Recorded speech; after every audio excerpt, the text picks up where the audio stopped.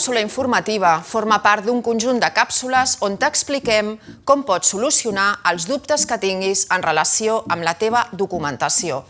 I ara, en aquesta càpsula, ens centrarem en l'arrelament social. Què és l'arrelament social? És un tipus d'autorització de residència per a aquelles persones que no tenen autorització de residència i estan a Espanya. És temporal i es dona per circumstàncies excepcionals. Quina documentació caldrà presentar per fer la sol·licitud d'arrelament social? Hi ha 3 tipus de documentació.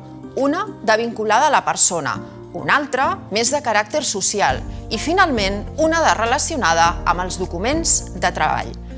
Anem a pams.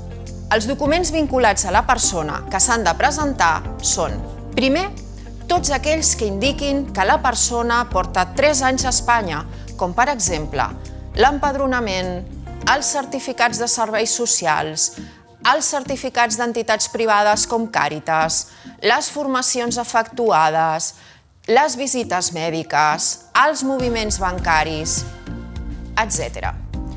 En segon lloc, els antecedents penals del país d'origen o del país on has residit els darrers 5 anys.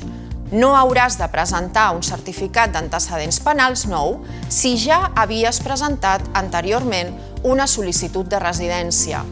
Aquest document haurà d'estar legalitzat i traduït per un traductor jurat a Espanya en cas que no estigui en llengua espanyola. I per últim, el passaport en vigor.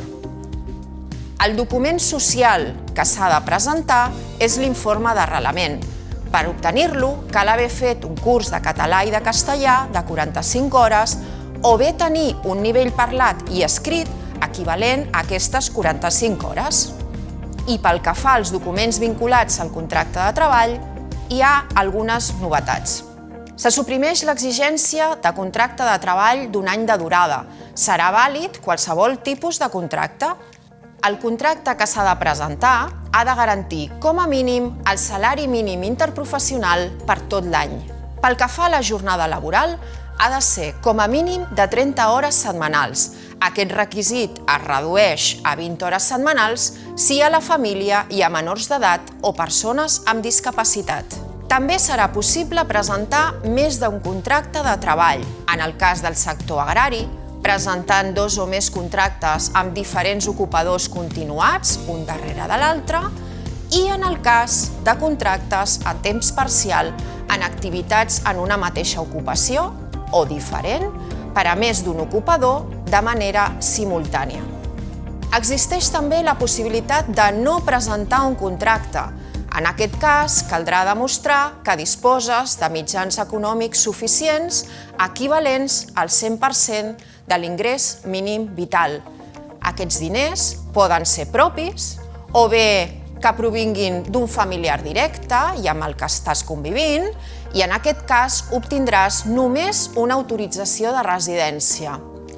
O bé, pots presentar un projecte empresarial que et permetrà accedir a una autorització de residència i treball per compte pròpia.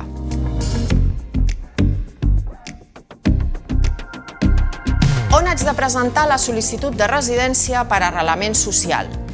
Has d'anar a l'oficina d'estrangers de la teva província amb cita prèvia, de forma presencial o telemàtica amb certificat digital si ho fas mitjançant un representant autoritzat.